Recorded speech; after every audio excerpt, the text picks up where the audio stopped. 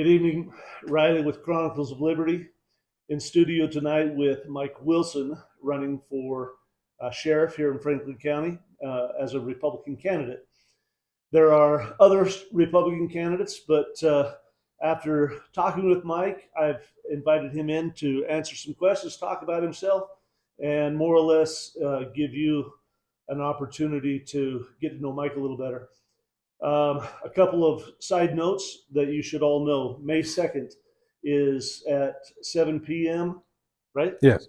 At No, the high, 6 p.m. on May 6 2nd. p.m. at the high school. Don't be there at 7. 6 p.m. at the high school. May 2nd is the candidates that are running in the primary. We're going to talk to all the Republican candidates.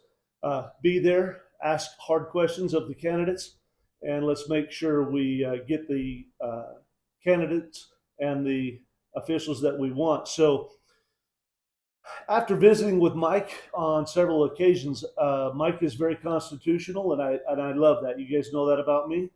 And so I just wanted to give Mike a chance to introduce himself, explain why he's a little different, what's going to separate himself from Kyler Stoker and Micah Talbot, and go from there. So, Mike, sure, floor is yours. Well, thank you. I appreciate it, Riley. It's nice to be here with you guys, like-minded people. Look, I come from over 22 years of law enforcement experience. I started in Weber County for my first 9 years. In Weber County, I worked in the jail. I did transport. I worked patrol. I learned how to work courts and everything else. Weber County is about third largest county in Utah when I was there. After that, I went to Clinton City. I worked in Clinton City till I retired in 2013. I moved my family up here to this great state in 2012, and then I followed them up. One of the biggest things that I think is important for everyone to know is when I went to Clinton City, we were a very small town. I almost didn't want to go there because I thought that it was too small after being in Weber County. However, it quickly changed. We had call to call to call. We went from a population of 10,000 to over 20,000 people, and our police department had to grow exponentially rapidly. And we were behind. And whenever you're playing catch up, it costs you way more money because you haven't planned ahead. So you're just having to get stuff now. And anytime in any business you have to buy stuff now, you're going to pay for it. And we ended up going down that road. We were fortunate to get some grants to help with things and to add new officers and patrol cars. I was able to write some grants for equipment and assist with the grants for the officers at different times. And we were able to do it. But I see here in Weber County or in Franklin County, we're far behind. The national average is 2.5 officers per thousand. And in Franklin County, if you separate Preston because they have their own police department, you're left with 11,000 population and you have 10 deputies right now. That includes the sheriff. So that's ridiculous. We need to change that. We don't want to make the taxpayers fork out extra money for that all at once. So I have the ability to write grants and do some things that would help us to do that, that would ease that burden on the taxpayers. We don't have 24-hour coverage here in Franklin County, and that doesn't make sense to me. When I hired on in Clinton City, I was the 7th officer. With the chief, we had 8, and we went to 24-hour coverage for the first time there. And we did it with those 7 of us working and the chief helping. You got 10 here in Franklin. And even if you take out the court and transportation, as a working sheriff, I'll be able to make it to where we have 24-hour coverage. There's lots of different ways to make that work. I've heard comments out there that you can't do it. It's not possible with the manpower we have right now. It's very possible. If you want to do simple math, there's 168 hours in a week. So if you divide that by 40, that's 4.5. So that's less than 5 people to do that. So you definitely can do the scheduling. And I think that's important. The other thing that I want to bring here is EMTs to all the deputies. That training doesn't cost a lot of money. It'll be valuable to the citizens to have the deputies be EMTs and have that medical equipment in the vehicle with them. They're always on scene first before the ambulance. And in this rural area, if you have a farming accident or something else, a traffic accident, 10 to 15 minutes can make the difference between life and death when you're stopping bleeding and things that are going on. So I want to do that for the community. The other thing that we did in Clinton that I really learned to love was youth court. Youth court is a court of peers. It's the juveniles are the judge and the jury, And the great thing about it is the offender walks away without a record. Mommy and daddy don't get to pay a fine and have him go back out. He actually he or she will have to do community service. And when we did that, we ended up having a very low repeat offender going through youth court.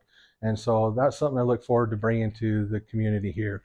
And then the community, I love the people. I love working with them, and I don't see that here. So we want to do Citizens on Patrol. Citizens on Patrol is a great program where the citizens get some training and they know what to look for, and then they sign up for different times and go out in the community. They never get involved. They're not at danger. They're just an extra set of eyes. And then they can report to us and let us know what's going on, and we can respond and take care of the situations. And then Citizens Academy. Citizens Academy, we started. We had a city council woman that was critical of some of the things we had done. So we put her through the academy, and what it is, it's a Cliff Notes version of what we go through in the police academy. You do hands-on, you do some of the legal update stuff, and then we even do firearms training. And after we did this training, she saw that she was wrong in some of the things she was saying about law enforcement, and she brought all the other people, her friends, to the following academy, and we kept doing it, and it created a partnership with the citizens that to this day, I'm sure if Clinton City's still doing it, it has huge dividends because the people learn to love the law enforcement. Law enforcement gets to know the people that are out there. Instead of just driving past them, you're actually able to communicate and to work with them. So those are some things that I'm looking forward to bring to you. Lastly, I just want to say the Constitution, we talked about that. I had a gun shop. I love firearms. I'm a trainer. I train people for basic and for advanced. Throughout my law enforcement career, that's what I did. A lot was our tactical training, firearms training. With that, we have a lot of things coming down the line right now that are unconstitutional. You know, March 14th, the president signed his signature on a piece of paper saying that the red flag law is in effect. Well, it's not a law. It didn't go through our Congress and through Senate, and so it wasn't put through the proper channels. And anything like that, some of the stuff we dealt with during COVID, as a sheriff, you can put an end to that in your community. You don't have to allow the feds to come in and act in ways that are unconstitutional. Now, if it's a law that's gone through and it's done properly, I'll support them and I'll stand there with them and help with it. But anything that's just somebody's signature and somebody wants to make a policy and then call it a law, that doesn't work. That's not how our country's set up. Okay, great. So, ladies and gentlemen, May 21st is our primary here in our county for the Republican candidates that are running. And I'm supporting Mike Wilson for the Republican candidate for sheriff.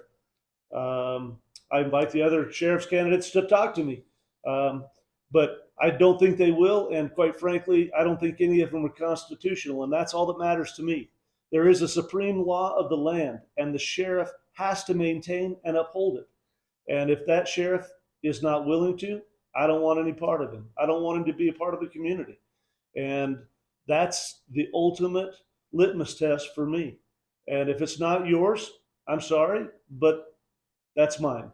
And May 21st, get out the vote. Mike Wilson for Franklin County Sheriff, signing off. Thanks, Mike, for being here. Thank you. Appreciate it. Appreciate it.